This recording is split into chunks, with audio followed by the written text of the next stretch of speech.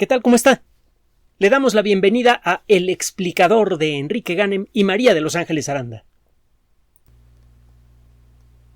Nuestro entendimiento sobre la naturaleza de la naturaleza ha crecido en forma espectacular en un intervalo de tiempo increíblemente breve. Fue antes del final de la primera década del siglo XVII que Galileo Galilei desarrolló los fundamentos de lo que ahora conocemos como método científico moderno. Desde entonces, este mecanismo para verificar lo que creemos saber sobre la naturaleza se ha robustecido, se ha derramado a todas las disciplinas del conocimiento, no solamente aquellas que estudian a la naturaleza misma, sino a las que estudian a nuestra propia naturaleza. Gracias a esto, poco a poco hemos podido penetrar misterios que se consideraban imposibles de capturar para la mente humana. Llegamos a considerar imposible el conocer la naturaleza de las estrellas o el poder medir la distancia a las estrellas. Llegamos a considerar imposible el entender la naturaleza más básica de la materia. Y bueno, si usted empieza a analizar todos los conocimientos que los filósofos de estos últimos 400 años han considerado que están más allá de la capacidad del ser humano, va a encontrar, al principio desde luego, cuestiones como el ser humano nunca va a poder explorar cuál fue el origen mismo del universo. Nunca va a poder decir algo coherente sobre el origen de todas las cosas. Ese conocimiento claramente escapa a la capacidad del intelecto humano. Hemos dicho en muchas ocasiones que la ciencia sí reconoce imposibles, y muchos. En este momento hay muchas cosas que son imposibles. Solo que, y también lo hemos comentado en muchas ocasiones, el panorama de lo imposible va cambiando con el paso del tiempo. El poder volar a la velocidad de una bala a una altura mayor que la del monte Everest, con 400 o más personas a bordo, de manera segura, era un absurdo hasta bien entrado el siglo XX. Y bueno, pues ahora una buena parte de la economía mundial depende de la salud de ese sistema de transporte mundial que en cualquier momento en un año normal mantiene en el aire a cerca de 100,000 personas. En cualquier momento en el que usted congele el movimiento de los aviones en el aire y que se ponga usted a contar cuántos pasajeros lleva cada avión, va a encontrar que hay no menos de 60,000-70,000 personas flotando por los cielos en cualquier momento del día. Y este número puede rebasar los 100,000 con facilidad y sigue creciendo. Existen entonces muchas cosas que se han considerado imposibles y que a la mera hora se han vuelto realidad. Muchas de ellas en el siglo XX. Ha sido con mucho el siglo más espectacular y más terrible de toda la historia hasta este momento. Vamos a ver cómo nos ven el XXI. Hay muchas cosas maravillosas y terribles que están por suceder y dependerá de qué tan sabios seamos a nivel colectivo el que pasen las cosas deseables y no pasen las cosas terribles. Bueno, el tratar de entender el origen mismo del universo pasó de ser una fantasía a ser algo que se puede demostrar con unos cuantos garabatos en un pizarrón o en una miserable hoja de papel, gracias en buena medida a la teoría general de la relatividad. Hay muchas cosas que contar con respecto a cómo la teoría de la relatividad abrió las puertas del entendimiento humano al universo entero. Fue algo tan dramático que todavía no nos la creemos, a un siglo y fracción de haber sido presentada la teoría general de la relatividad. Recuerde que la primera versión razonablemente completa apareció por allá de 1916 y habían salido algunas fracciones de la teoría de la relatividad general en los años anteriores, pero la primera versión razonablemente completa es de 1916 y la primera verificación espectacular de una predicción de la relatividad se realizó en 1919. Entonces tiene un siglo la teoría de la relatividad con nosotros y todavía no hemos podido absorber la enormidad de esa conquista intelectual. Total, la teoría de la relatividad sirve de base, más adelante enriquecida por la mecánica cuántica, para entender cómo ha sido la evolución del universo desde el primer momento. Acuérdese que el origen del universo no es el origen de la materia, eso vino mucho después de que nació el universo, 3 minutotes después del origen del universo. El origen del universo es el origen del tiempo, el espacio y la energía. Cuando nacieron esas cosas, arrancó el universo. Y más adelante, la energía empezó a manifestar no solamente en forma de luz, que es probablemente la forma más pura o una de las formas más puras de energía, sino también en forma de materia tangible. Bueno, el caso es que ahora podemos rastrear esta historia que comenzó hace casi exactamente 13.730 millones de años según algunas personas. Otras personas dan una cifra ligeramente diferente y es de esperarse un error de unos cuantos milloncitos de años en ese intervalo tan espantoso o tan bello, según como lo quiera usted contemplar.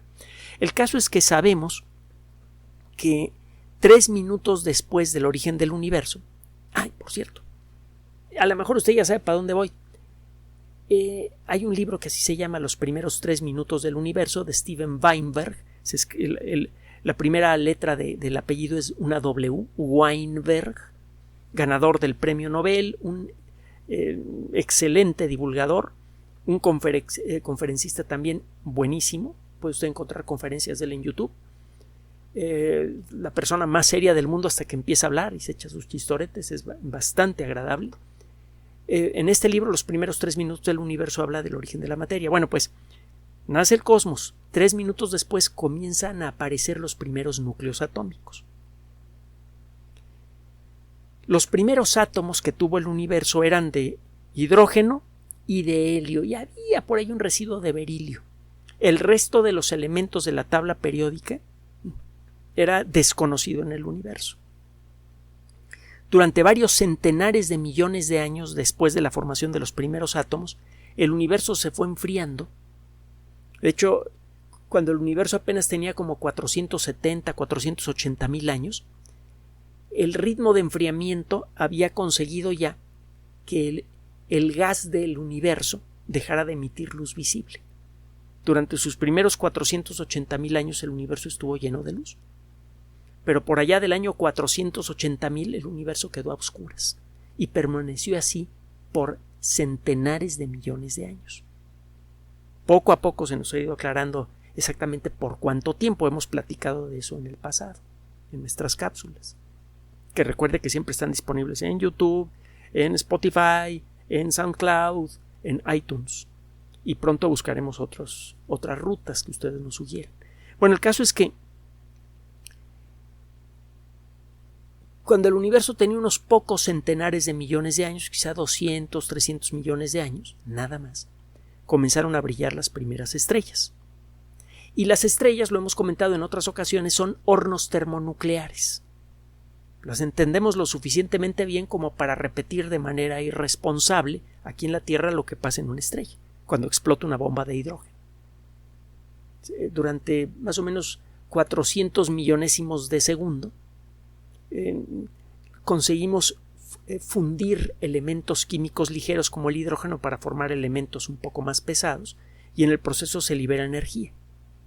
Esto ocurre en una esfera que tiene probablemente el tamaño de este escritorio y el resultado es una liberación de energía tan brutal que puede matar a una persona por el destello de calor a más de 30 kilómetros de distancia. Estamos hablando de un arma termonuclear quizá con una potencia de 20 a 30 megatones. Sabemos cómo funcionan las estrellas, pues sabemos que los átomos ligeros se funden en el interior de las estrellas para formar átomos más pesados. Ahora, este proceso ya lo tenemos razonablemente bien conocido. Sabemos que las primeras estrellas que estaban hechas prácticamente de puro hidrógeno, 90% de hidrógeno y 10% de helio, esa fue la proporción original de esos dos elementos químicos después del Big Bang, 90% hidrógeno, 10% de helio, 0% de los demás elementos, excepto, le digo, 2 o 3 átomos de berilio trasnochados que andaban por ahí. Todos los demás elementos químicos vienen de lo que sucede en el interior de las estrellas. Y el ciclo de producción de nuevos átomos en el interior de las estrellas tiene sus reglas. En las estrellas gigantes, las estrellas muchas veces más grandes que el Sol, que todavía son muy abundantes, pero eran las únicas estrellas que existieron cuando comenzaron a brillar las primeras estrellas. En estas estrellas, el ritmo de producción de elementos químicos en el corazón de las estrellas favorece los múltiplos de 4. Los elementos químicos que tienen 4 partículas, por ejemplo, el helio, el carbono, el oxígeno y otros más, los elementos que en su núcleo tienen, sumando protones y neutrones, una cantidad que es múltiplo de 4, por ejemplo, el oxígeno tiene, la variante más común del oxígeno tiene 16 partículas en el núcleo, 8 protones y 8 neutrones. Es un múltiplo de 4. 4 por 4, 16. Bueno, esos elementos químicos se producen en una cantidad mucho mayor en el corazón de este tipo de estrellas que otros elementos químicos. Si queremos buscar estrellas que sean muy, muy viejas, tenemos que buscar estrellas que tengan muchísimo hidrógeno y que los demás elementos químicos de la tabla periódica aparezcan siguiendo esta regla. Que estas estrellas estén enriquecidas en elementos químicos cuyo número atómico, el número total de partículas en el núcleo, sea siempre múltiplo de 4. Sabemos que deben existir estrellas que comenzaron a brillar cuando el universo era joven. Hay algunas, en general, mientras más grande es una estrella, menos tiempo vive. Una estrella como el Sol, pues puede permanecer más o menos estable como 9,000 millones de años antes de empezar a toser, hacerse gigante y luego apagarse. Una estrella 8 o 10 veces más masiva que el Sol, pues a lo mejor dura 5 o 10 millones de años y después estalla de manera espectacular como supernova. Entonces, mientras más grande es una estrella, menos tiempo vive. La mayoría de las estrellas que se formaron cuando nació el universo eran supergigantes que rápidamente reventaron. Pero se deben haber formado estrellas más pequeñas. Sabemos que las estrellas más pequeñas del universo conocido, las que se llaman enanas rojas, la estrella más cercana al sistema solar es una enana roja, la famosa Próxima Centauri. Estas estrellitas, probablemente las más pequeñas, van a vivir como 1 millón de millones de años. Así que una estrella que se formó cuando estaba naciendo el universo y que sea una enana roja, todavía sería un bebé en la actualidad, a casi 14,000 millones de años del origen del cosmos.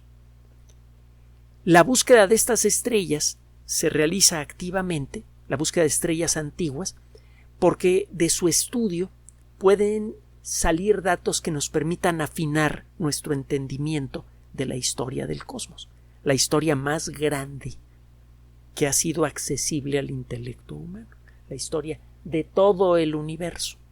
Déjame subrayar una cosa, la historia verificable de mayor tamaño físico que ha sido accesible para el intelecto humano, la historia de todo el universo. Acaba de ser publicado un trabajo precisamente sobre este asunto, un trabajo que en el que se señala un lugar en donde podrían existir estrellas muy antiguas que podrían traernos mensajes físicos y químicos sobre el universo cuando era muy joven. Este trabajo ha sido publicado, ha sido prepublicado este pasado 9 de septiembre en un documento presentado en este sitio electrónico en donde usted puede prepublicar un trabajo. Hemos platicado mucho del asunto de la prepublicación. Usted tiene un trabajo científico que considera que es de valor, se lo ofrece a una editorial y la editorial le dice: mira, sí, está muy padre tu trabajo, pero solamente puedo publicar 10 trabajos por número y estoy sacando un número cada mes, así que a ti te va a tocar que publique tu trabajo dentro de 6 meses. ¿Está bien? En lo que empiezan a revisar el artículo y le corrigen las comas y los puntos y los detallitos del artículo, los investigadores que lo hicieron, para asegurarse que la colectividad reconozca que ellos hicieron primero el trabajo, lo prepublican en un sitio electrónico que se llama arXiv.org, ARX mayúscula y latina V.org, arXiv, así como de archivo electrónico. Se ha vuelto muy popular este proceso de prepublicación porque realmente ayuda a dar a conocer trabajos interesantes mucho tiempo antes de que salgan publicados. Claro está, aquí se publican trabajos buenos y trabajos no tan buenos, solo que este trabajo en particular es desarrollado por un equipo de investigación bien conocido que, entre otras cosas, tiene suficiente peso específico como para que le den tiempo para observar con el telescopio espacial Hubble. Usted como astrónomo puede pedir que se haga una observación con el telescopio espacial Hubble. Usted tiene que, desde luego, justificar el por qué se va a utilizar tiempo del telescopio espacial. Y si su solicitud es lo suficientemente interesante, entonces sí que le dan tiempo para usar el telescopio espacial. Y normalmente quienes ganan ese tiempo son los grupos de investigación que tienen más prestigio, los que saben hacer mejor ciencia, pues. Y siempre existe la posibilidad de que un individuo, ha sucedido a lo largo de estos años, logre por capacidad propia conseguir tiempo de observación en el Hubble. Bueno, regresando al tema. Este grupo de observación se puso a estudiar un cúmulo globular. ¿Qué son los cúmulos globulares? Sabemos desde hace ya tiempo que hay cosas en el cielo que se ven como manchitas y solo hasta que las observamos con un telescopio realmente grande y con las características apropiadas, nos damos cuenta de cuál es la verdadera naturaleza de esas manchitas que parecen pequeñas nubes en el cielo. Se llaman nebulosas. Estas nebulosas siempre se ven en el mismo lugar, no son pequeñas nubes que por accidente pasaron enfrente del telescopio. Usted puede observarlas dentro de 5 años, 10 años, 20 años y van a seguir allí. Estas manchitas nebulosas, a la hora de estudiarlas, han resultado ser galaxias, han resultado ser nubes de gas y polvo de donde se forman nuevas estrellas, han resultado ser residuos de estrellas muertas y en algunos casos han resultado ser grumos de estrellas, estrellas que nacieron juntas y permanecen juntas por la acción de la gravedad. Hay 2 tipos de cúmulos estelares. Están los cúmulos galácticos o cúmulos abiertos, que son grupos de estrellas relativamente jóvenes y que muchas veces están en proceso de dispersión. Las ve usted juntas porque acaban relativamente hablando de nacer, pero cada una de ellas puede tomar camino por cuenta propia. Es muy probable que nuestro Sol haya nacido en un cúmulo así. Por otro lado están los cúmulos globulares, que se ven como esferas llenas de estrellas. No me olvida la primera vez que vi uno de estos cúmulos que se llama Omega del Centauro, con mi telescopio cuando era nuevo en la década de los 70s, un telescopio decente. A la hora de enfocar bien la imagen, esa manchita nebulosa de pronto se descompuso en un montón de puntitos pequeñitos. Fue una experiencia muy bonita el ver por primera vez un cúmulo globular. Se ven muy bonitos al telescopio. Sabemos ahora que los cúmulos globulares están hechos de estrellas que se formaron cuando nuestra galaxia apenas estaba empezando a integrarse. Muchas de las estrellas más viejas de la galaxia las encuentra usted en cúmulos globulares. Otro día le platico más de los cúmulos globulares porque gracias a ellos es que un astrónomo con una historia muy interesante, quería ser periodista, llegó a la Universidad de Harvard tarde para inscribirse en astronomía, en periodismo, y como no quería pasar otro año dijo, pues me inscribo en la primera carrera que encuentre y luego me brinco a periodismo. Y la primera carrera que encontró por orden alfabético fue astronomía, se metió allí, según él, para pasar el tiempo y se convirtió en un astrónomo de primerísima línea y después se convirtió en un gran periodista. Usted puede encontrar algunas entrevistas a grandes personajes del mundo hechas por Harlow Shapley en YouTube.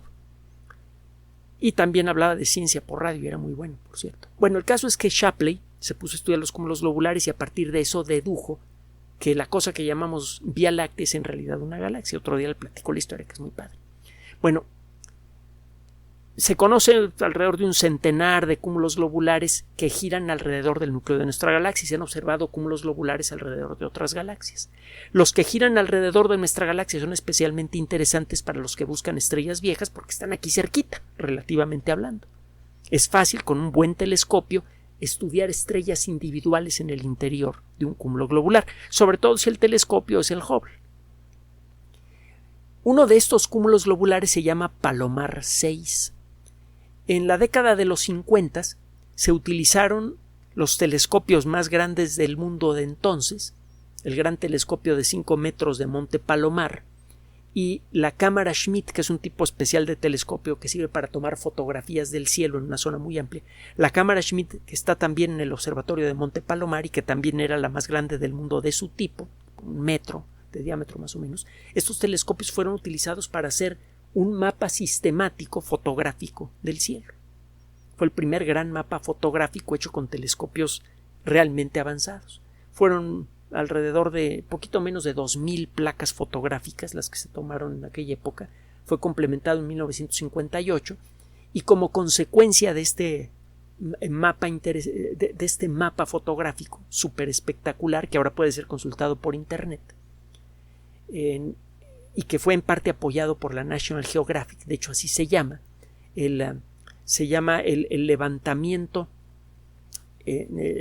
celeste del observatorio de Palomar y de National Geographic Society Palomar Observatory Sky Survey.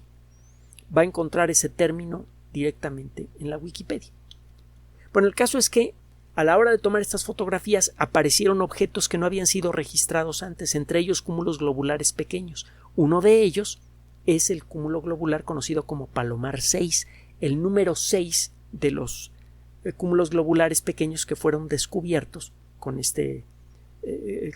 al realizar este ejercicio. Se encuentra en una constelación bien conocida para los aficionados, la constelación de Ofiuco, en el norte celeste. Y bueno, pues este cúmulo globular pequeño resulta que está relativamente cerca de nosotros y es es fácil de estudiar con el telescopio espacial Hubble. Entonces un grupo de investigación principalmente brasileño y que luego fue apoyado por grupos de otras partes del mundo tomaron datos tomados con el telescopio espacial Hubble y también con el telescopio grandote de la organización conocida como el Observatorio Europeo del Sur. Por sus siglas en inglés es la ESO. Es probablemente la organización astronómica más rica en telescopios que hay en el mundo en este momento. Muchos de los telescopios de esta organización se encuentran en Chile e incluyen aparatos de 8 metros de diámetro que son verdaderos titanes, mucho más grandes que el telescopio de Monte Palomar de 5 metros. Incluyen sistemas electrónicos que permiten generar imágenes de ultra alta calidad y mecanismos ultra avanzados que permiten reducir la distorsión producida por la atmósfera terrestre. Pueden generar imágenes casi tan buenas como el telescopio espacial Hubble. Entonces, tomando datos del Very Large Telescope, el VLT, que pertenece a la ESO y que se encuentra en Chile, y tomando datos del telescopio espacial Hubble, es que fue posible obtener datos espectrométricos de muchas de las estrellas de este cúmulo. Si usted hace pasar la luz de una estrella por un prisma o algo que funcione como un prisma, se forma un arco iris, aparecen unas rayas que parecen como un código de barras, y este código de barras le dice a usted qué elementos químicos hay en la atmósfera de las estrellas. Basándose en eso, usted puede ver qué proporción hay de átomos de hidrógeno, de helio y de otros materiales, de otros elementos químicos. Los astrónomos dicen que todos los elementos químicos que no se formaron durante el Big Bang son metales, así les llaman. Le llaman metal al potasio, al calcio, al hierro, al aluminio, que sí son metales en tierra, pero lo llaman metal también al carbono, por ejemplo. Cualquier elemento químico que no sea hidrógeno o helio es un metal para ellos. Y el índice de metalicidad, toda una metodología para obtenerlo, le da a usted una idea de qué tan enriquecida está una estrella con este tipo de elementos químicos. Si usted encuentra una estrella que tiene un índice de metalicidad muy bajo, eso significa que esta estrella tiene casi puro hidrógeno y helio, que prácticamente no ha sido contaminada con otros elementos químicos. Y eso es precisamente lo que usted esperaría de una estrella que se formó poco tiempo después del origen del universo y que sigue brillando en la actualidad. Para hacerle corta la historia, fue posible localizar varias estrellas de este tipo en Palomar 6 y también estrellas que están enriquecidas en elementos químicos que son múltiplos de 4 del átomo de hidrógeno.